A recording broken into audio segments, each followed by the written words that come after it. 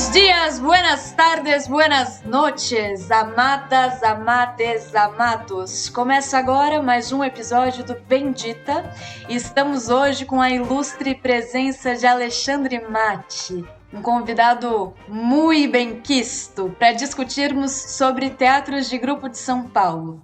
E peço a vossa licença, porque agora é o momento da frase, né? E geralmente as pessoas, falam uma frase curta, quase de impacto, mas quando eu entendi o tema desse episódio, eu pensei na hora neste poema do João Cabral de Melo Neto, e eu vou ler um pedacinho deles, pegar um pouco mais de tempo na minha fala, que é Tecendo a Manhã. Um galo sozinho não tece uma manhã.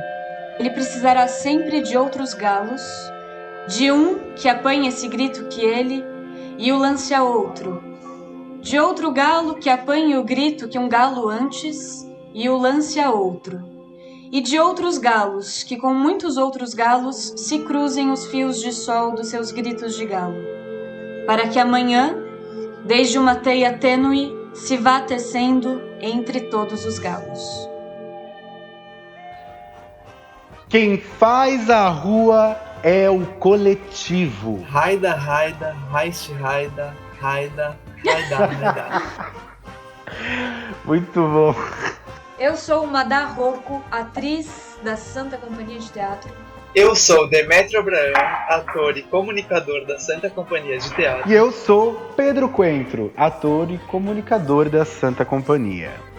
Antes da gente começar, meus queridos ouvintes, eu quero dizer para vocês que nós estamos gravando remotamente, então pode acontecer de ter um erro na gravação, uma falha ali na captação do áudio. Então, desde já, meus agradecimentos pela paciência. Hibridismo canibal.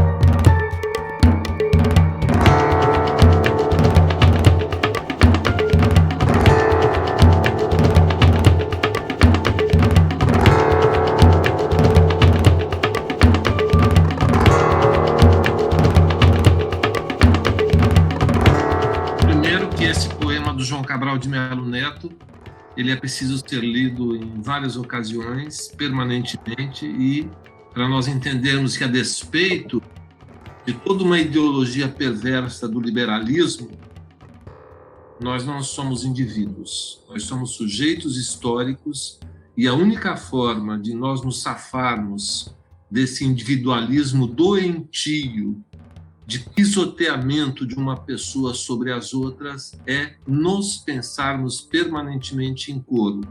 E é essa também a determinação fundante e fundamental daquilo que se chama teatro de grupo, e não só no Brasil, mas em qualquer rincão, em qualquer lugar, em qualquer tempo histórico, lembrando que este conceito fundamentalmente aparece com os artistas populares, quando surge, portanto, aquilo que os gregos da Antiguidade Clássica nomearam, batizaram de teatro, os artistas populares foram expulsos, impedidos de entrar dentro dos teatros para apresentar suas obras, foram impedidos de participar das discussões públicas na ágora e expulsos da polis exatamente em razão da sua irreverência, em razão de eles não prestarem tributos aos detentores do poder. Eu sei que eu falei demais, mas sou isso. Toda a vida eu fui professor, eu me reconheço como um sujeito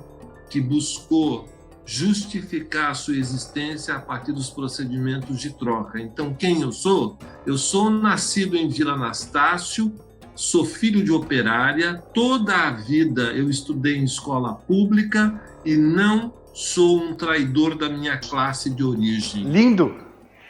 Maravilhoso! Beleza!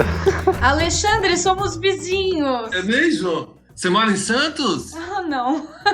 Não, mas você disse Vila Anastácio? Ah, sim. Nasci em Vila Anastácio. Vila Leopoldina. Ah, que legal! Eu fiz, antigamente, a gente pode já interferindo, né? Conversando, diálogo.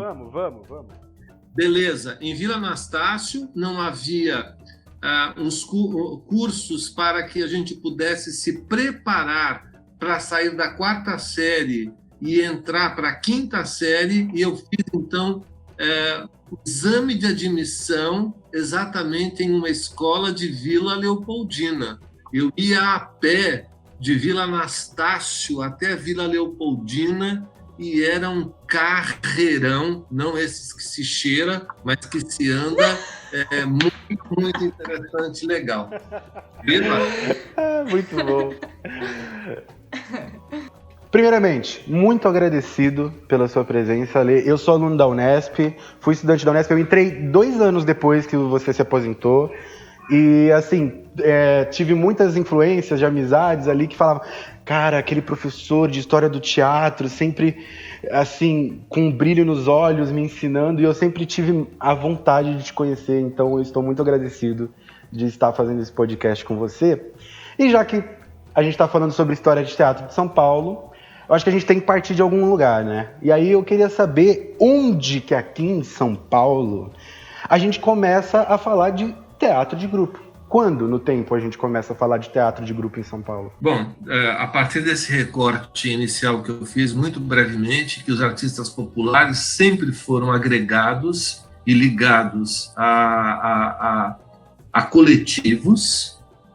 O conceito teatro de grupo, ele é um conceito cuja singularidade, cuja nomeação é relativamente recente, o que a gente precisa falar historicamente em grupos de teatro que sempre existiram, mas, a bem da verdade, a tese que eu defendo, até em razão de eu fazer estudos que contemplam os pontos de vista hegemônicos e os não hegemônicos, ou seja, eu não sou um sujeito que fica repetindo a história hegemônica do teatro exclusivamente, né? Por isso que eu sempre vou me ater às questões daqueles agrupamentos que estão apartados de figurar da história, da documentação histórica. O conceito teatro de grupo, ele começa a ser forjado num ambiente de luta. Luta contra a ditadura civil-militar brasileira, que toma de assalto a democracia no Brasil, em 31 de março de 1964, e que impõe um silenciamento, todo tipo de execração, de tortura, de assassinato contra quem se opunha, e não importa quais fossem os ideais defendidos pelas pessoas. Na década, em 1977, depois de um longo período obscurantista, as primeiras greves e oposições ao regime aí militar, ainda que tivesse muitos civis para cumprir um papel obstruso, obsceno, perverso com relação à ditadura, começam os primeiros movimentos de oposição ao regime e a eclosão de processos de greve. Eu era, então, já estudante universitário. Nesse momento histórico, 1978, nós saímos da USP, estou dizendo com relação ao movimento de estudantes. Saímos da USP e fomos até o Largo da Batata e levamos porrada, evidentemente, do secretário de Segurança Pública daquele momento histórico, que é o Erasmo Dias, mas foi um primeiro prenúncio de luta que aconteceu nesse momento, acompanhado de outras lutas de classe trabalhadora, sobretudo no ABCD paulista. A gente tem um grande brasileiro, artista de teatro, chamado Edinaldo Freire, que trabalhava na Scania, por exemplo, do Brasil, na região do ABCD paulista, e ele também participou de processos de greve lá. Muito bem. Em 1979, fundamentalmente em razão dos movimentos da Igreja Progressista, né, que havia uma proposição que se nomeou Teologia da Libertação, e ligado exatamente aos movimentos populares contra a carestia, este movimento de de oposição ao regime começa a eclodir no Brasil como um todo, e, em 1979, há um movimento de liberdade da anistia que recebe, depois de muita luta, perdão aos sujeitos, homens e mulheres, jovens, trabalhadores e trabalhadoras, estudantes que foram obrigados a se exilar do Brasil, fugindo da repressão perversa. O movimento de anistia, em 1979, começa a redescortinar outras possibilidades de luta, e de 1979 a 1983, é esta a data, há um movimento mobilizatório no Brasil como um todo, que se dá o nome de Diretas Já, cujo principal objetivo era exatamente lutar para que o presidencialismo e a eleição de um presidente por forma direta pudesse acontecer. Este processo foi de outubro de 83 a abril de 84. Ele não foi aprovado pela Lei Dante de Oliveira, mas o que é importante é que nesse processo de luta, muitos artistas, trabalhadores do teatro, saíram das salas de ensaio e foram para a rua lutar pelas liberdades democráticas. Não há um ser humano com o mínimo de sensibilidade que não se modifique num processo coletivo de luta. Com certeza. Que a participação no processo de luta, quando essas artistas voltaram para a sala de ensaio, voltaram com novos desejos, novas necessidades, novos olhares e novas políticas temáticas com relação ao teatro. Então, o teatro, como se diz, paulistano, e é dele que eu estou a falar, se bem que isso aconteceu no Brasil como um todo, tem uma epsização na sua forma a partir de um processo de luta. Por epsização, vai se entender que os temas da necessidade daquele momento já não estavam presentes em muitos textos escritos, ainda que houve textos escritos maravilhosos, mas as necessidades da luta levaram muitas pessoas, artistas, a pensar em novos temas necessários para comentar, discutir, trazer à tona aquele momento histórico. Quando se traz evidências históricas, o teatro passa a ganhar também uma proposição narrativa.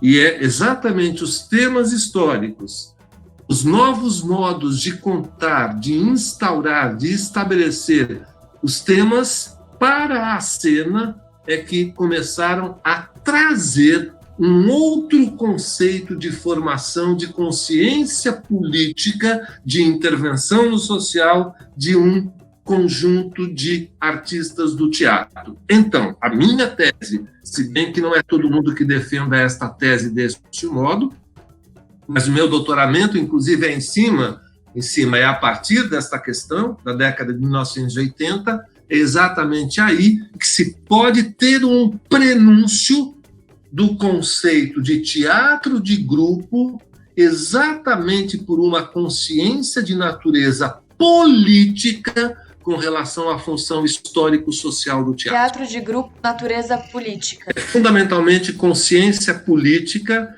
é que vai propor, inclusive, uma mudança na notação desse sujeito histórico. Então, a gente vai ler em documentos ditos oficiais que este conceito surge fundamentalmente como decorrência do movimento Arte contra a Barbárie, de 1998, mas em 1998 é que vai ocorrer uma união de um conjunto de sujeitos para se impor, para se manifestar contrário contra o Deus capital. Então, é exatamente a consciência política de transitar com assuntos e com uma forma teatral que pudesse comentar os tempos que se viviam, vai ganhar uma dimensão coletiva a partir do Arte contra a Barbárie e a criação dos seus manifestos, foram 4 manifestos escritos, que vai tornar notória a designação teatro de grupo, mas isto, enquanto consciência, enquanto uma mudança de prática, começa a vir antes. Nesse sentido, inclusive, eu quero só indicar já uma primeira obra extremamente importante, não é porque eu escrevi, que isso não tem a menor importância, podia ser qualquer outra pessoa, o livro que comemora os 30 anos da Cooperativa Paulista de Teatro, que foi fundada em 1979 também, nesse ano muito importante, e que vai trazer aquele conceito, tem um conceito árabe maravilhoso, vocês devem ter ouvido falar, da intifada. Intifada foi um movimento de proposição, de contraposição ao aprisionamento de um conjunto de sujeitos, homens e mulheres, num determinado momento histórico, e a tradução da palavra intifada é cabeça erguida. Então, a intifada, digamos assim, do ressurgimento de um teatro no Brasil, estou dizendo, fundamentalmente eu falo da experiência paulistana, que é aquela que eu estudo, né? Ocorre exatamente no calor da luta, e nós temos muitas evidências nesse livro dos 30 anos da Cooperativa Paulista de Teatro e os sujeitos que se agregaram para pensar a criação de uma cooperativa. A história, enfim, ela é muito interessante, e eu só quero lembrar também, como foi o tema, talvez uma das primeiras palavras que o Pedro falou ao inaugurar a fala, quer dizer, a história vem de istos.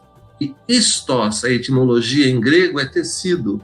E esse tecido, fundamentalmente, é usado nos barcos, que ao sabor dos ventos faz uma caravela, uma nau, um barco se deslocar, singrando as ondas. E pensem como essa coisa é maravilhosa, né? Quer dizer, um barco, ele é movido pelo vento, exatamente ao bater nesse tecido, e tentem pensar que não há nada a milhares de quilômetros acima, milhares de quilômetros por todos os lados e também como profundidade.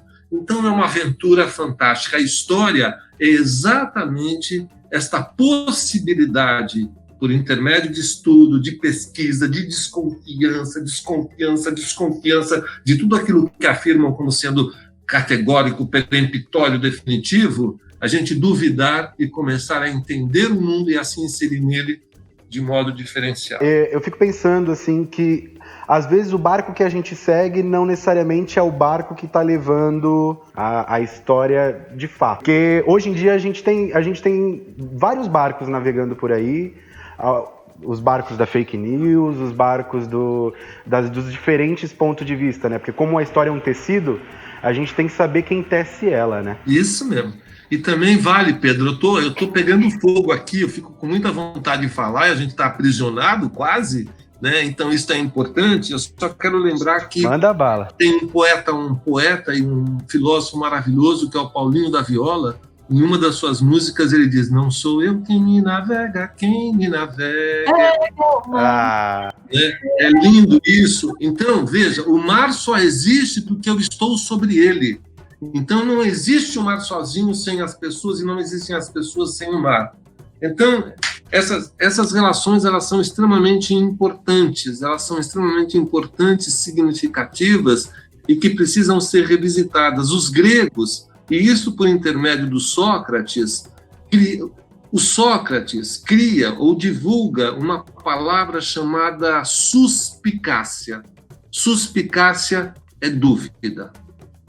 A gente precisa ser mobilizado pelas dúvidas, porque a dúvida é o operativo que mobiliza o sujeito para enfrentar tudo que está dado e posto. E eu diria mais, usando a metáfora dos barcos, há muitos barcos que estão parados vendendo a ideia de que estão em movimento.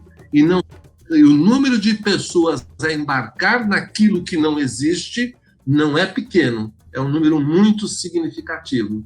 Então, a única forma de a gente estar vivo, inteiro, intenso, plasmado pela dúvida, é exatamente contrapondo tudo que está à nossa volta, acima, embaixo, internalizado, porque nós somos pessoas muito frágeis e com muito medo de patrulhamento, então a gente acaba fazendo um monte de bobagens da vida para ser aceito, para participar de determinados grupos, porque a gente não é encorajado a apresentar as nossas dúvidas, né? Então isso vai nos enterrando cotidianamente. Tem um texto também do Jean-Paul Sartre, maravilhoso, chamado Mortos sem Sepultura. Se a gente fizer uma contra-paráfrase disso, há muitas pessoas na sepultura que não estão mortas. Então é preciso que a gente permanentemente confronte esse estado perverso, bizarro de coisas.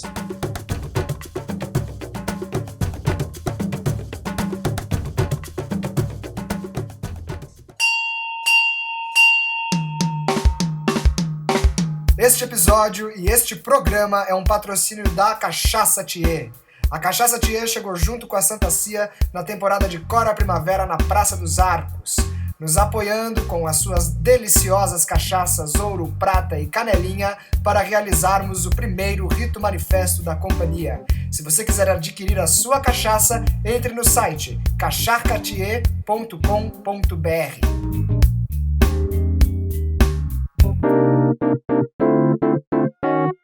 A gente sabe que o Brasil, São Paulo, enfim, a gente está nesse contexto, né, de Brasil. É aterrorizantemente complicado viver em situações onde há corte de verba, onde há silenciamento. E uma das características do teatro sempre foi e sempre vai ser descomplicar, trazer as questões à tona, evidenciar, né? Para fazer uma digressão assim, quais foram os movimentos teatrais do nosso passado aqui em São Paulo que abriram caminho, abriram um mar para a gente, como você disse, né? Sem dar nomes dos movimentos que aconteceram com a ditadura e tal, mas quais foram esses grupos que trouxeram essa visão descomplicada? Quais são esses grupos que trouxeram a verdade à tona aqui em São Paulo? Bom, vocês sabem que eu estou produzindo 3 textos ao mesmo tempo agora. O primeiro texto é um petardo contra as universidades, que eu defendo a tese segundo a qual as universidades, e vamos entender fundamentalmente as públicas, têm um preconceito histórico contra as formas populares do teatro de rua e impedem que estas formas sejam estudadas nas universidades. Se eu coloco também aí as questões ligadas a um teatro mais explicitamente político, politizado, né? Porque o que vale é o liberalismo e o estudo das suas formas hegemônicas. Então, esse texto, primeiro, é um petardo, e a última coisa que eu trago numa nota de rodapé, e isto foi intencional, foi uma discussão a partir do conceito de inclusão. Todo mundo fala em inclusão. É preciso fazer a inclusão disso, daquilo, inclusão. No latim, meninos e meninas, deste Brasil quase varonil, mas, né, o Brasil não é varonil nada, abaixo os varões, todos. O conceito vem da palavra grega, da palavra latina, includere. Includere em latim significa aprisionar um sujeito a um sistema constituído. Então, quando a educação traz o conceito de inclusão, e eu sempre me opus na Unesp quando a moda chegou na Unesp, mas ninguém me ouviu, não tem problema, porque, lamentavelmente, a gente tem profissional sério na educação, mas não é todo mundo que é sério, né? E, infelizmente, as pessoas também não têm um substrato histórico de pesquisa histórica, e aí vai seguindo as modas, não importa onde esteja, o grau de informações que tenha. Então, a questão da inclusão, incluir um sujeito num sistema, significa roubar dele todas as suas singularidades e torná-lo padrão de acordo com a classe hegemônica da vez. Então, isto é grotesco, isto é muito perverso. É isto que vai caracterizar o sistema, e não só brasileiro. Há, por exemplo, um filósofo maravilhoso francês, que eu leio bastante, sempre indiquei, é Michel Foucault. Michel Foucault traz essas discussões e tem uma obra fantástica dele chamada Vigiar e Punir, em que vai falar dos processos de esquadrinhamento trazido pela escola, e ele vai comparar o sistema carcerário francês do século XVIII ao sistema educacional do século XX, mostrando todas as semelhanças entre o cárcere e a educação. Então, abaixo toda e qualquer inclusão.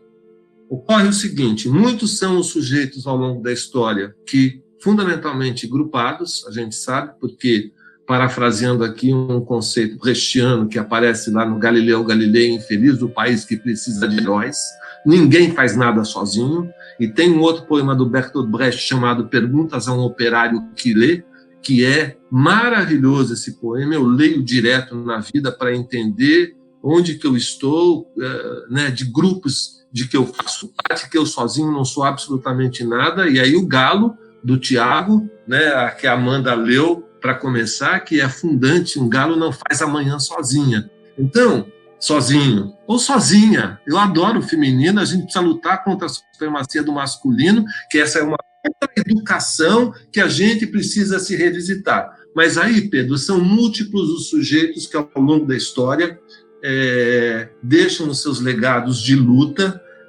e nesses textos que eu estou fazendo, o segundo deles, para vocês terem uma ideia, quando não há documento, pode até haver uma desculpa para não estudar certas formas, uma vez que a universidade, por exemplo, se fundamenta em documentos. Se não há documento, que pena, a gente não pode estudar, não é?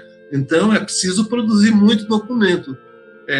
Desde de um determinado momento que eu estava na universidade, eu rigorosamente abri as portas, digamos assim, para fazer as discussões de teatro de rua, formas populares, que isso sempre me pareceu fundamental, porque os trabalhadores e trabalhadoras constroem uma universidade, erigem a universidade, publicam caneta, papel, tudo mais, mas não têm direito a estudar em universidade pública, Então, nesse segundo texto, eu levanto apenas e tão somente os grupos de teatro de rua que eu fui assistindo ao longo da vida e que me impressionaram. O número é avassalador, assustador. Eu vou virar uma Penélope. Eu vou escrever e não vou parar mais até a minha morte, porque há muita coisa a ser escrita, há muita coisa a ser documentada. E o terceiro diz respeito, tocar a campainha, mas eu vou falando aqui, tá? E o terceiro diz respeito exatamente a grupos de teatro conhecidos, mas que têm uma proposição popular na sua feitura. Pedro, muito mais importante do que nomes e sujeitos, eu acho que o sujeito histórico teatro de grupo pressupõe o nome de coletivos e agrupamentos. Então, o que eu quero dizer? Que, a despeito da totalidade dos sujeitos históricos, e eu estou fazendo uma publicação junto lá com a SP Escola de Teatro, que nós vamos fazer mais uma publicação, um livro, um documento dos teatro de grupo da cidade de São Paulo e da Grande São Paulo. Isso está em andamento, quer dizer, são mais de 200 coletivos que a gente tem praticando, a despeito de não existir política pública, de cultura de não existir verba, etc. e tal, mas essas pessoas estão aí na luta. A tese que eu vou defender no terceiro texto é a seguinte: ainda que as pessoas não saibam, ainda que as pessoas desconsiderem, ainda que as pessoas não queiram nem saber disso, a totalidade, ou um grande número, um número muito significativo de coletivos do sujeito histórico teatro de grupo da cidade de São Paulo, mas não exclusivamente, operam e trabalham com proposições populares para a montagem de seus espetáculos. Muitos execram as manifestações populares, mas como desde sempre as classes dominantes se apropriaram dos expedientes de teatro popular para retrabalhá-los a partir de um outro ponto de vista, este operador aconteceu pelo chamado teatro experimental desenvolvido ao longo do mundo. Então, o primeiro grupo a fazer parte exatamente desta... Eu vou criar uma relação, criei uma relação de muitos grupos que transitam com proposições, expedientes, singularidades do teatro popular, sem saber, vai ser o Teatro Oficina. Teatro Oficina é talvez o nosso mais distante, mais longevo grupo de teatro, né, com características distintas, e vocês já viram, é um acontecimento em termos de proposição, de participação, e são inúmeros. E eu vou dizer exatamente, por exemplo, Chico Carvalho, vocês conhecem Chico Carvalho? Que é um ator maravilhoso, maravilhoso. O modo como ele cria suas personagens não é do trabalho naturalista, ilusionista, que tem aquela quietude toda, ao contrário. Esta força vulcânica que ele tem e que é fantástico é uma proposição que está na cultura popular. Né? Quer dizer, só que a maioria desconhece. Então eu entrevistei muita gente que dizia assim, teatro popular ou teatro de grupo político, não sei, não quero saber e tenho raiva de quem sabe. Isso, na verdade, eu não estou exagerando, porque tudo aquilo que, de uma certa forma que eu digo, eu tenho evidências, porque isso está documentado de uma forma e outra. Então, Clarice Lispector disse que é uma luta incessante contra as baratas. Nós estamos impedidos de conhecer a história, porque tem muita dissonância de gente que não quer que a gente se aposse e conheça este outro lado de que somos feitos. Por quê? A gente fica subservientemente de joelhos para a cultura do império ou dos impérios. São múltiplos os nomes, são muitos os coletivos, são muitos os movimentos, mas que a gente pode fazer um outro encontro para trazer isso à tona, porque realmente eu não tenho nenhum problema de citar nomes. Tem muita gente que diz, eu não posso citar nomes porque eu vou ser injusto, porque eu não citei. Não, a gente tem de citar nomes, sim. Nesse momento eu cito esses, no outro momento eu cito outros, mas a gente não vai deixando ninguém no limbo do esquecimento, porque a história é feita exatamente de uma potência de trazer à tona tudo aquilo que nós devemos às pessoas. Então, o primeiro e mais importante nome, né, que eu quero trazer é exatamente a cultura popular. Só uma última recomendação bibliográfica que eu estou enlouquecido, eu não consumo nenhuma droga, né? Mas é tanta necessidade, né? Quer dizer, o que justifica uma vida não é o carro que eu vou comprar, que eu nem tenho, mas as coisas que eu vou comprar, que eu vou consumir, ao contrário. Né? Esta possibilidade de ter descoberto alguma coisa na qual a gente acredita também é Jean Paul Sartre, vai lá. Não se é verdadeiramente, ele fala homem, eu vou dizer humano, tá? Não se é verdadeiramente humano enquanto não se encontra alguma coisa pela qual se esteja disposto a morrer. Pelo que a gente estaria disposto a morrer?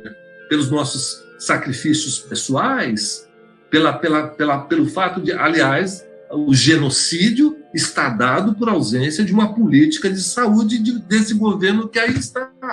Né? Quer dizer, então, a gente precisa se motivar com outras e por outras coisas. Então, o primeiro nome que eu citaria, que é o nome Filipe II, que é o rei de Espanha, ele se autodizia, eu sou a pessoa plural da manada. Né? Vejam que coisa forte. Quer dizer, o primeiro nome coletivo que precisa ser lembrado é o nome da cultura popular, que não figura dos manuais, que não figura das panorâmicas, que é desdenhado pelos eruditos, pelos academicistas, pela aristocracia nas suas diferentes formas. Então, temos muita luta, muitos grupos que foram lutados, hein? Que forte! Eu vou até pensar, porque tem uma profundidade aí neste erro. Aliás, criança, né? Quem gosta de criança, quem já ouviu criança falar, criança, por exemplo, declina os tempos verbais errados, mas tem uma lógica fantástica. Quando a gente começa a pensar na lógica que a criança usa para dizer as coisas erradas, entre aspas, porque é absolutamente certo, de acordo com uma proposição social que ela aprendeu, a gente é lutado, a gente precisa ser lutado permanentemente. Então, isso são muitos nomes. Eu acho que olha, esse ano eu levantei para essa publicação da SP Escola de Teatro, que a gente está fazendo, do teatro de grupo, na cidade de São Paulo, Grande São Paulo, eu estou levantando.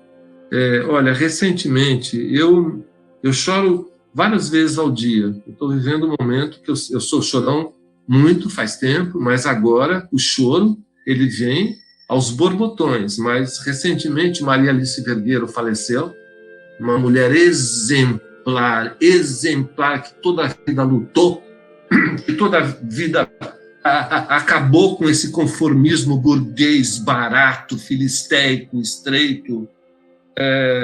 Carlinhos Colaboni faleceu um pouco antes, Michel Fernandes faleceu um pouco antes, Lúcia Camargo faleceu a semana passada. São pessoas que, de diferentes formas, enfrentaram os dragões da maldade e que tentaram, de acordo com as possibilidades, fazer coisas, e muitas dessas pessoas fizeram coisas todo o tempo, né? Então, e muitas das pessoas que estão morrendo de outras coisas, é claro que também tem a ver com uma certa sensibilidade e a impossibilidade de enfrentamento desse momento que é tão desarvorante. Então, Pedro, eu vou e volto. Eu sou barroco, né? Eu sempre fui criticado, até que o meu maior mestre que eu tive na minha vida, chamado professor Ulpiano Toledo Bezerra de Menezes, lá da História, ele disse que os meus textos eram performáticos. Como profissional da educação, vocês podem perguntar, na Unesp, por exemplo, em todo lugar, eu sempre trabalhei com ensaios escritos e não artigos, porque o ensaio é uma possibilidade do sujeito se mostrar muito mais, apresentar suas singularidades. Eu defendo esta tese. Então é difícil, né? Porque a gente vive no âmbito de uma cultura judaico-cristã que rouba de nós as possibilidades de nós nos mostrarmos em singularidade, em diferença, etc, etc e tal. Esses tempos, o quê? Qual foi a palavra que você usou? Esses tempos desarvorantes? Desarvorantes. Tempos em que falar em árvores é quase um crime, pois implica em silenciar sobre tantas coisas aos que virão depois de mim. Ah, que maravilhoso! E tem gente que fala assim, né? Sejamos leve, a gente precisa de leveza.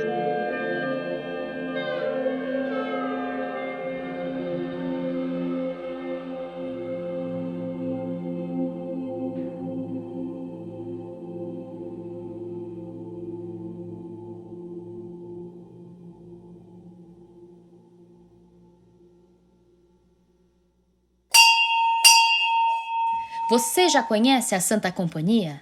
Somos um coletivo de artistas que possui o afeto como base, criando o espaço que você deseja.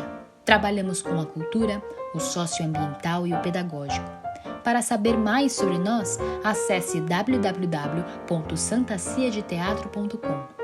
Ah, não deixe de conferir o nosso canal no YouTube.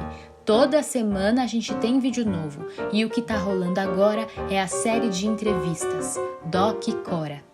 Para mandar e-mails com críticas ou declarações de amor, é só escrever para bendita.santacompanhia@gmail.com. Eu sou Luísa Abi e este é o Bendita.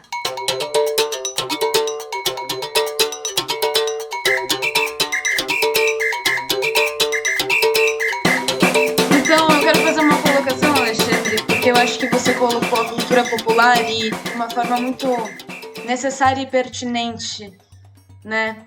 Essa resiliência e essa força da cultura popular e essa tristeza só impossível de ser leve com esse patriotismo que diz amar o Brasil, mas tudo que é de fato o Brasil ser tão desvalorizado e massacrado e, enfim, para além dos tempos. Para voltar um pouco para a discussão, eu quero puxar uma coisa que você disse lá atrás sobre teatro de grupo. Em consideração tudo isso que você colocou, né?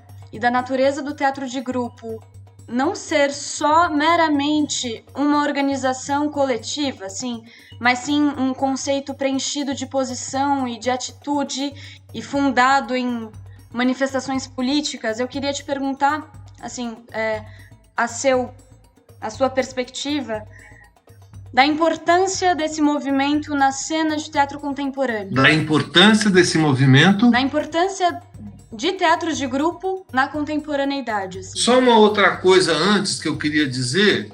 Pode ser que muita gente... Vocês sabem que eu tenho muita preocupação com as palavras. Eu sou um pesquisador das etimologias das palavras desde sempre. Por quê? Porque eu quero entender o que eu digo e por que eu faço e com que intenções eu devo apresentar as palavras, né? Então, isso, para mim, é fundamental. O conceito de grupo, do ponto de vista etimológico, tanto pode ser um agrupamento, um ajuntamento, ou melhor, e uma coletividade. Então, o conceito vai passar por matizes os mais variados. Eu estou falando na perspectiva de grupo não como ajuntamento, mas como coletividades. Tem um historiador inglês muito legal, chamado Peter Burke, e ele tem um livro cujo capítulo se chama Estereótipo do Outro. Então, virou moda. O livro chama-se Testemunha Ocular. Virou moda hoje nomear aquele que não nós mesmos por outro. Mesmo as mulheres são o outro, né? Então, o outro é alguém que está apartado de mim, contra o qual jamais vai haver uma possibilidade de aproximação. E ele lembra que até um determinado tempo atrás, ainda que isso seja usado pela psicanálise, o outro, uma palavra que até um determinado momento tinha um sentido comunal e importante, era a palavra semelhante. Então, o teatro de grupo lida com a formação de coletividades de semelhantes. Há algumas dissonâncias, há algumas diferenças, mas, entretanto, nós temos algumas singularidades importantes no teatro de grupo. A primeira singularidade fundante é um chão histórico da contemporaneidade. Este chão histórico, ele apresenta um conjunto de relações sociais de pessoas próximas de nós. De pessoas, como a gente pode dizer, não de carne e osso, mas com senso de historicidade, passíveis e possíveis de serem percebidas. Amanda, é evidente que o teatro clássico está cheio de obras grandiosas, maravilhosas, absolutamente importantes. Mas, entretanto, tendo em vista o andar das carruagens que não existem mais, mas o movimento da história, certos textos, por melhores que eles sejam, eles não conseguem nomear as nossas aflições.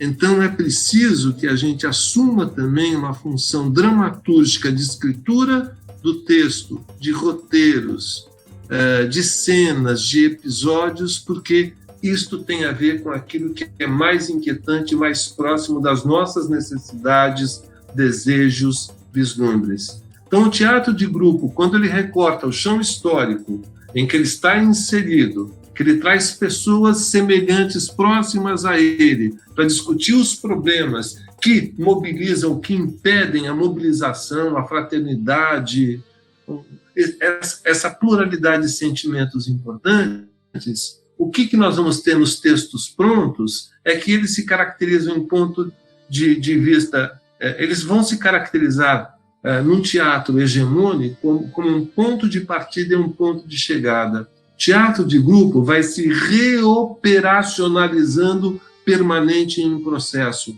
Então, se nós dispomos de uma evidência de um determinado acontecimento de agora, nós vamos revisitar porque a história está permanentemente em movimento.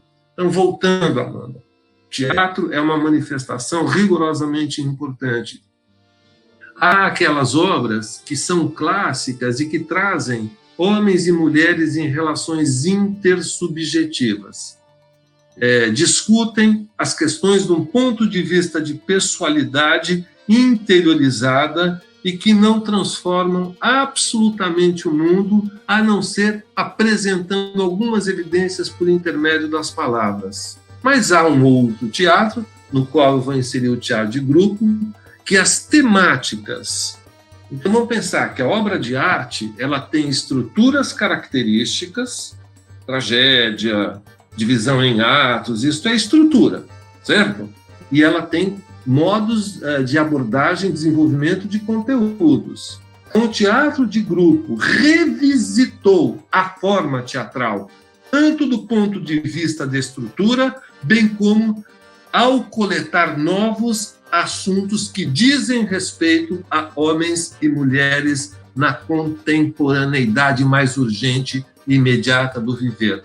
A gente vai, eu agora estou em Santos, né? Quer dizer, estou em Santos porque saí de São Paulo, mas eu estou dividido entre Santos e o Canadá, né? Que agora só que não pode voltar para o Canadá, mas eu sempre amassei muito barro, como se diz. Eu tive até no Prêmio Shell, e eu levei companheiros e companheiras do Prêmio Shell a amassar barro para assistir alguns espetáculos que não figuravam da apreciação, então, desta comissão, daquela comissão. Isto, para mim, era fundamental. Aí, como eu sou muito singular com relação a alguns pontos de vista, diziam, né, isso como crítica, mas não há quem não seja. Então, uma pessoa, num determinado momento da comissão, falou assim, mas pelo amor de Deus, o Prêmio Shell é um prêmio burguês, a gente precisa pensar no que vai premiar. Eu disse, eu não li isso em nenhum lugar, porque com os grandes mestres e com as grandes mestras eu aprendi que há bom teatro e não bom teatro. Então, se o teatro é bom, não importa onde ele seja apresentado. E é obrigação nossa, penso... Aí eu até disse, se fosse um teatro só para premiação burguesa, eu não participaria da comissão. E que as pessoas não me mostraram um contrato onde isso estava escrito. Enfim, voltando a Clarice Lispector, Amanda, é uma luta feroz contra as baratas. Elas invadem o nosso sonho, escreve Clarice Lispector, enquanto a gente descansada sonha, mas a gente está dormindo com a cabeça no travesseiro, mas estão elas lá a andar pelas paredes da casa, permanentemente a invadir e a trazer desassossegos. Então, o que eu quero dizer, teatro de grupo, ele realmente tenta apresentar mais do que retratos, fotogramas, flashes instantâneos da vida, mas ele tenta uma intervenção nos cotidianos de que ele faz parte.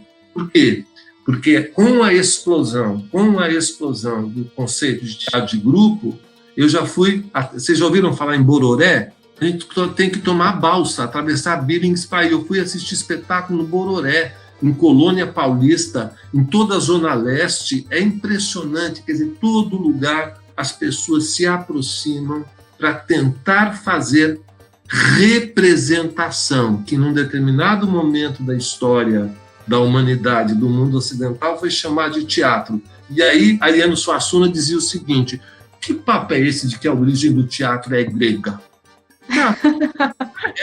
Teatro é brasileiro no Brasil, é colombiano na Colômbia, é japonês no Japão, entendeu? Então é isso, são as singularidades que precisam ser pensadas nesta estética representacional mediada por personagens para de diferentes formas propor uma intervenção na vida, na consciência e no cotidiano das pessoas. Teatro aristocrático burguês, ele interfere enquanto ideia, mas ele não tem um lastro, porque ele se apresenta normalmente em palcos nas áreas mais centrais, tem um valor que é inacessível à totalidade das pessoas, dependendo da hora a pessoa não pode voltar para casa porque ela mora longe.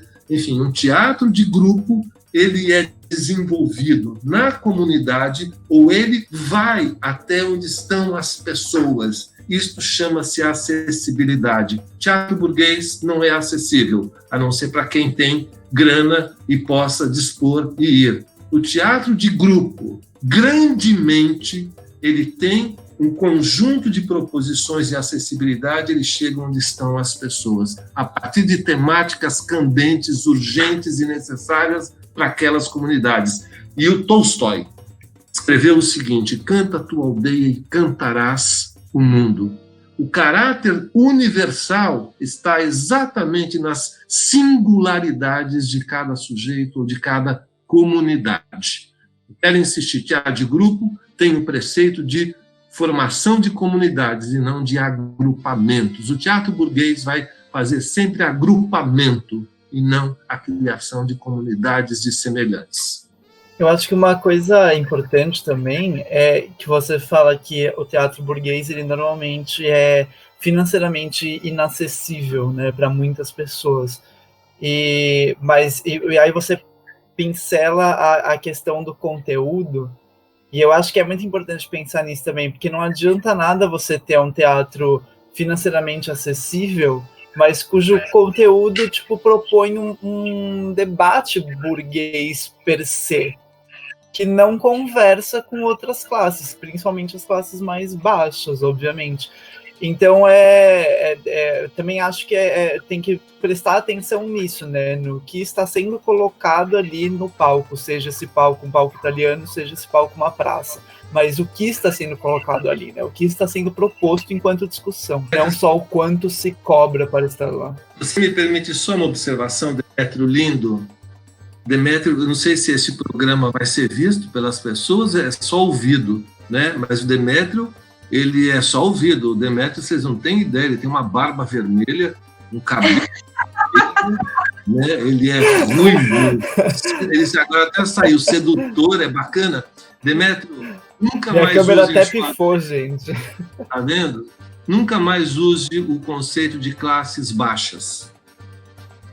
Há uma coisa perversa, sim, perdão, que a gente pensa, é classe trabalhadora, é a classe proletariada. Você tem outras designações para não usar esta palavra cunhada pelos aristocratas, porque eu sou da classe alta e tem as classes baixas.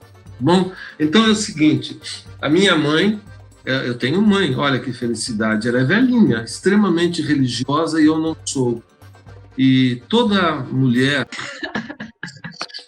que acredita muito em Deus, ela arranja inúmeros modos de impor este Deus de maneira sutis a todas as outras pessoas. E um dia eu fui ao hospital com ela, e aí eu dizia a ela, porque acho que a única pessoa que minha mãe ouve na vida sou eu. Porque eu não brigo, eu não falo alto, eu não grito, eu não fico nervoso, eu converso com ela como estou a conversar com vocês, né? Toda a minha vida como professor, rarissimamente eu perdi essa elegância no bom sentido, né? Porque é a coisa do respeito. Isso é fundamental. Nunca fui pessoa de ficar nervoso, irritado, etc. e tal. Então eu disse para minha mãe, a gente precisa prestar atenção naquilo que diz e no modo como fazemos. Me lembro, minha mãe estava sentada na janela, no banco mais ao lado da janela. Ela olhou para mim, meneando um pouco os olhos, olhou para fora, para a paisagem, e ela disse simplesmente, no mesmo tom que eu dizia, você está certo.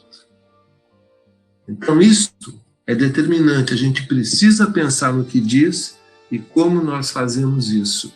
Em teatro, o desenvolvimento dos temas escolhidos, se eles são necessários de serem discutidos em um determinado momento da história, a gente, desde os gregos, precisa não perder de vista que aquilo que nós dizemos também contempla um ponto de vista de um conjunto de sujeitos que pode estar a nos submeter permanentemente. E eu quero dizer com isso o seguinte: hoje eu defendo o direito das pessoas de cobrarem o lugar de fala, o lugar da ancestralidade. Isso é determinante e fundamental. Eu, ao contrário de algumas pessoas que ficam nervosas, porque elas acreditam que isso seja censura, as pessoas têm o direito de trazer à tona as suas necessidades para que não exista esta imposição generalista de um ponto de vista de uma classe perversa. E, aliás, menina e meninos, vocês sabem o que significa aristocracia? Aí você me pegou, hein, Ale? Não peguei não, que nós estamos distantes. Alguma coisa sobre o governo dos melhores? Não é para traduzir. Era para, estou tentando voltar à câmera, mas está difícil. É para, eu indico, né, a questão dos estudos de etimologia, porque todas as palavras têm um sentido histórico. Então vou lhes dizer, Aristos, em grego, é superior, melhor, inexorável, os de cima. E Kratos é poder. Portanto, aristocracia significa o poder dos melhores. Vocês já tomaram, já colocaram na boca a Skol, a cerveja? Exatamente. Skol é um nome, né, que deriva do grego e que significaria a melhor das melhores. Nossa! Amanda abriu uma boca que foi até... Agora você vai abrir a boca que vai até o teto. A boca dela abriu e o meu cu caiu da bunda. Na bunda. O conceito de escola tem a mesma raiz de escol, que é exatamente Aristos. Só frequentava a escola os filhos, porque as filhas não, na antiguidade clássica grega, que é um vocábulo grego, que as mulheres eram inferiores naquela sociedade, que pertenciam à aristocracia. Distinguido o sujeito estrangeiro, escravo, o ser inferior dos seres superiores, que eram os aristocratas. E os filhos podiam se dedicar à escola, ao tempo livre, porque não usavam a força de trabalho. Como indicação, porque o mundo é indicação, tem uma série maravilhosa. Eu não tenho televisão há 20 anos ou mais, eu não assisto. E também não assisto... mas, enfim, eu ganhei uma assinatura do Netflix. E ganhei por quê? De uma pessoa que mora na Espanha, que havia uma série chamada Merli, que vem de Merlin, que é um professor de filosofia. A pessoa me presenteou. Assistam, quem não conhece a série, muito interessante. Já vi, muito boa. Muito boa. Desvão, mas ela é muito interessante no sentido de lidar com os conceitos. E vejam, o que é bacana? Que se trata de um professor absolutamente contraditório todo o tempo. Então não há a heroicização de alguém que detém um poder absoluto. Ao contrário, ele é humano. Então forma-se, Amanda, estou insistindo, Amanda, que foi ela que perguntou, uma coletividade de iguais e contraditórios todo o tempo. É por isso que é bacana teatro de grupo, que a gente pode errar, mas, segundo Spinoza, o erro é um alento para uma nova experiência. Sempre. Então, o erro não é uma coisa difícil, ao contrário. Então, é isso que o teatro de grupo está fazendo. Eu defendo a tese segundo a qual eu, nas minhas andanças, é claro que quem fica de joelhos aí para a cultura hegemônica, etc. e tal, vai dizer que... Posso até dizer para vocês, isso é público, que eu já disse, não tem nenhum problema. Eu fui assistir 2 vezes o Peter Brook no Hamlet, que ele apresentou no Sesc Vila Mariana. Fui 2 vezes. Nunca vi tanta gente dormindo ao mesmo tempo em um único teatro. E, quando terminou, os aplausos são uma coisa vociferante. Bravo! Bravo! Ou seja, as pessoas não assistiram ao espetáculo, mas, entretanto, e a plateia ainda aplaude, ainda pede bis, a plateia só deseja ser feliz, o Gonzaguinha. Então, são tempos perversos, de muito patrulhamento, mas as pessoas que acreditam ter mais de 2 vidas, ou mais de uma vida, ela se deixa patrulhar sem problemas. Quem não, vai tentando acertar, mas não precisa ficar nervoso, não precisa ficar histérico, não precisa ficar gritando, né? Aliás, um sujeito autoritário, quando começa a gritar, se a gente tem um estratagema de falar baixo, lento, cada vez mais baixo, a pessoa vai ficando cada vez mais nervosa e se entendendo ridiculamente. Esse é o papel do bufão. Lembra do bufão? O bufão tem esse tipo de coisa. As pessoas riem dele, mas é ele, no fundo, que está a rir dos infelizes, das infelizes. É isso aí. O Pedro está dançando aqui, viu, gente? Para quem não viu. Tá nem aí. Que papo massa, hein? Putz. Esse putz é com Z ou com S? Esse putz é com Z. Ah, que pena. Igualzinho, que todo mundo, tá vendo? Seria a oportunidade de dizer, este putz é com C cedilha. A palavra, você teve uma resposta ortodoxa. Sabe o que é ortodoxo, Pedro? Orto, em grego, é correção. E doxa é senso comum. Uma pessoa ortodoxa é uma pessoa que é corrigida pelo senso comum. Por isso que ele disse que ele poderia responder com C cedilha, né? Ou com X, com o que ele quisesse, mas ele foi exatamente como todo mundo. Agora é com C cedilha. Agora por fora, mas só lá. Embolorado ideologicamente por dentro. Agora ela é com você. Meu Deus, tira de mim, pai, tira de mim. O senso comum tá nos levando, né? É um que fala classe baixa, o outro que fala Z. A gente vai indo. A minha questão era a mesma que o Rafa, que tá de ouvinte hoje aqui no nosso episódio, mandou aqui. Qual que é a perspectiva que você tem? Qual que é o conselho que você pode dar pra gente, nessa longa caminhada, de seguir com esse barco enquanto sujeito histórico? Enquanto ser do teatro de grupo? Conselho eu não dou a ninguém, que não quero aconselhar ninguém, que eu não sou pastor, né? Nem acredito em alma. Mas eu vou parafrasear aí o Fernando Pessoa, ele mesmo, que tem um fragmento de um poema que ele diz: "Sê inteiro em tudo quanto faças." Ouviu, Rafael? Seja inteiro em tudo quanto faças.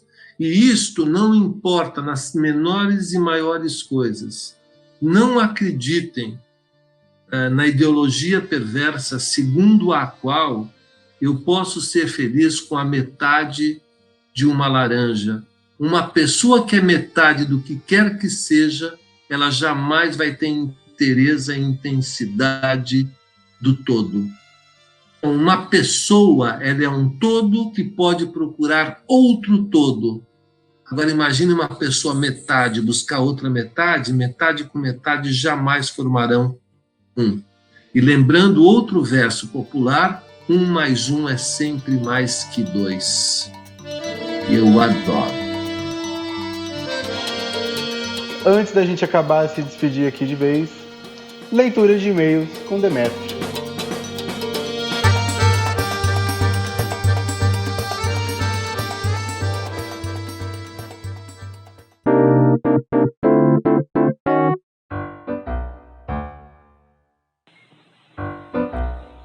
E chegou aqui a minha vez de o quê? Ler comentários e fazer recomendações culturais para os nossos ouvintes. Bom, vou começar hoje pelos comentários. Hoje vou fazer um negócio diferente aqui, dinâmico, rápido. Por quê? Porque, muito felizmente, a gente só recebeu comentários positivos desse último episódio aí, com o Rude e a Preta.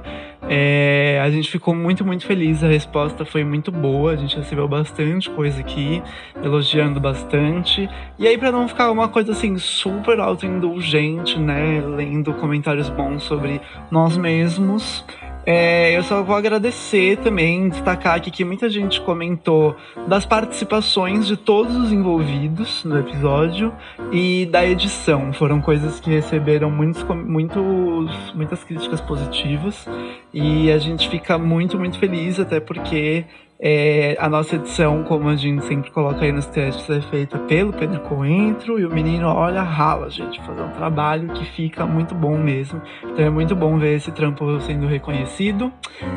E é isso, né, Brasil? Vamos, que a gente siga assim, só recebendo comentários bons. Podem mandar críticas, mesmo que for negativa, se for construtiva, é sobre isso, entendeu, Brasil? Pra gente crescer. E é isso, a gente agradece muito, muito mesmo, em nome aí da equipe do Bendita. Eu faço esse agradecimento geral aos nossos ouvintes, tanto por nos ouvirem e compartilharem o nosso podcast, quanto pelos comentários bons, positivos, pela força aí que a gente está recebendo. É isso, povo, vamos para as recomendações, que hoje é dia. Bom, hoje é dia do quê? Dia de procurar apoiar o povo do teatro, que está se desdobrando aí para fazer arte online, né? Consideremos teatro ou não, né? O povo do teatro está tentando produzir coisas online. Então, nas recomendações de hoje, eu recomendo o quê? Diversas experiências que estão rolando online pela internet. Eu mesmo não sei de tudo, inclusive gostaria até de saber demais. Se alguém aí tiver alguma específica que seja imperdível, manda pra gente, a gente fala no próximo episódio e assiste, né? Mas enfim, já rolou muita coisa. Teve o grupo Magilute com tudo que coube numa VHS, que infelizmente não tá mais em cartaz. E tem várias experiências gratuitas e pagas. Entre as pagas, por exemplo, tem o Caso Cabaré Privé, e parece loucura, mas há método, que você pode comprar os ingressos no Simpla, para as duas peças. E também tem casos como a peça Clandestina, que se escreve clã_destina, com arroba na última vogal, que você consegue ingresso pelo Instagram, @teatroclowns.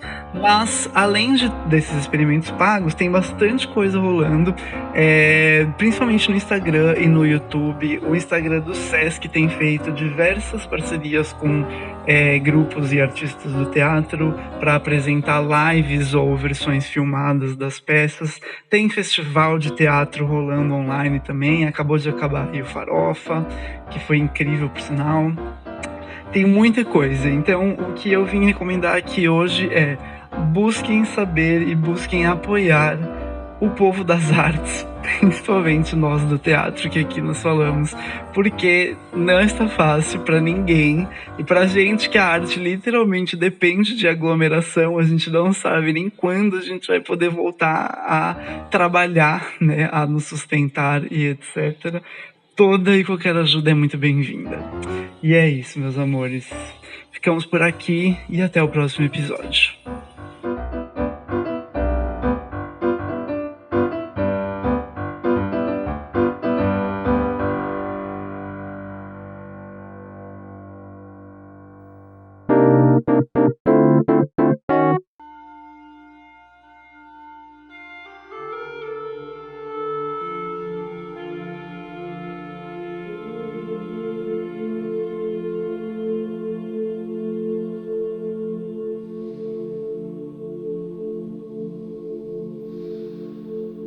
E antes de terminar, eu vou pedir licença para terminar com um pequeno fragmento de A Paixão Segundo GH, de Clarice Lispector, que eu li. Vocês sabem que eu acordo todos os dias, vejam, pena que está escuro, eu acordo todos os dias, eu moro num apartamento de 27 metros quadrados. O que eu tinha de mais precioso era a minha biblioteca. Eu doei todinha para o Instituto de Artes da Unesp. Maravilhoso. Tenho um baita prazer em ter feito isso, que é extremamente importante. Bom, então 27 metros quadrados não cabe quase nada, né? Eu durmo, a hora que eu acordo, faço algumas necessidades que não preciso dizer, que tem a questão da síntese, e depois do café ou antes do café eu vou olhar o mar, porque eu moro num predinho de frente para o mar, o Atlântico se descortina à minha frente. E aí eu tenho filho e filha que moram no Canadá, e aí a segunda coisa depois do mar é escrever para ele e para ela, né? Escrevo algumas coisas e acho que isso é bacana, são narrativas rápidas, importantes. E hoje, faço uma fotografia do mar, né? De onde eu estou. Tem então uma narrativa escrita, uma narrativa visual e às vezes uma narrativa de música, etc. E hoje eu li esse trechinho de Clarice Lispector e antes de terminar, portanto, este nosso encontro, se vocês me permitem, eu gostaria de ler. Aí para a cama, repleto de inquietações. Paixão segundo GH. Eu indico a todas as meninas ou a todas as pessoas de alma limpa, como escreve a própria Clarice Lispector na epígrafe deste texto. É uma epígrafe maravilhosa. E esse texto começa com reticências e termina com reticências. Só para vocês terem uma ideia, a publicação que está aqui comigo, ela tem exatamente 200 páginas. Começa com reticências e termina com reticências. Logo assim, na primeira página tem esse seguinte texto que eu gostaria que vocês ouvissem com os ouvidos, só que com os ouvidos numa perspectiva histórico-sensível. Perdi alguma coisa que me era essencial e que já não me é mais. Não me é necessário assim como se eu tivesse perdido uma terceira perna, que até então me impossibilitava de andar, mas que fazia de mim um tripé estável. Essa terceira perna eu perdi e voltei a ser uma pessoa que nunca fui. Voltei a ter o que nunca tive, apenas 2 pernas. Sei que somente com 2 pernas é que posso caminhar, mas a ausência inútil da terceira me faz falta e me assusta. Era ela que fazia de mim uma coisa incontrável por mim mesma e sem sequer precisar me procurar. Uau, uau, uau, uau. Então, eu recomendo a todo mundo, todos os seres sensíveis, que leiam A Paixão segundo GH, que a gente não sabe, GH é a sigla de uma artista plástica que mora no 8º andar de um apartamento de Copacabana, e ela faz coisas maravilhosas, maravilhosas, maravilhosas, maravilhosas. E eu não vou dizer aqui, eu sou épico, eu poderia antecipar, mas a maioria gosta de surpresas na vida, né? Então, vou respeitar esse surpresa. Eu não gosto. Eu gosto de que as coisas sejam explicitadas para eu ter uma apreensão crítica de como vai acontecer o tratamento prometido. Isso é muito melhor. Bom, eu quero me colocar as ordens, tá bom? Se vocês precisarem de mim outras vezes, eu estou bem facinho, eu digo e uso isso de uma maneira mesmo verdadeira, porque o fácil também é complexo.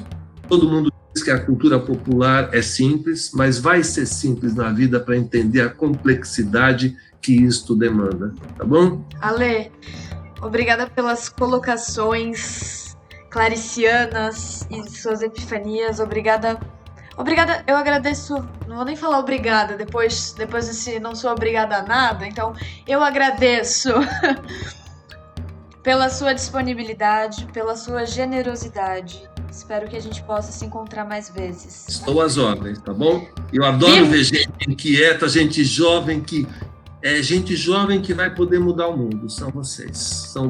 Então, quando precisarem de um velhinho que não está cansado, eu estou absolutamente presente para ir junto. Essa conversa foi um gole, uma dose de esperança e acalanto no coração. É isso. Nosso vinho tá acabando. Arrobas não. Arroba do Alexandre Mate não existe, então a gente vai falar só as nossas, vai. Ele tá acima dos arrobas, Brasil. Que uma arroba, etimologicamente. No Instagram, eu estou como @madarroco. Espero você. Bom, eu tô como @demi não alovato. @DM não a Lovato. Eu racho sempre, eu não consigo. Você percebe que se mantém, né? Quando ele falou isso no primeiro episódio, eu falei, daqui 2 episódios não vai ser mais, mas olha só. Que surpresa. Ainda é. Uma pessoa surpreendente. Ainda é. Eu tenho preguiça de ficar mudando, gente. Eu tenho muita preguiça de ficar mudando. Eu odeio quando as pessoas mudam e aí eu não sei mais o arroba dela. Pode crer. E o meu arroba é Pedro Coentro. É isso aí mesmo. Pedro Coentro.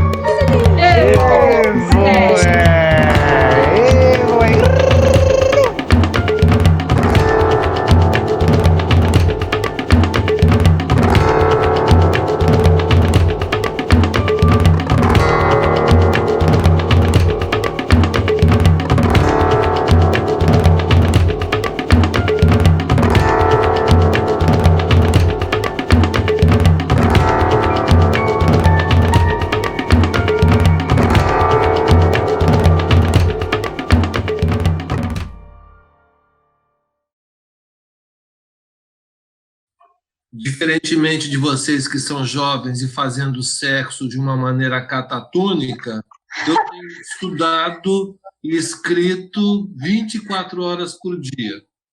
Quem me dera. Olha que risos deliciosos.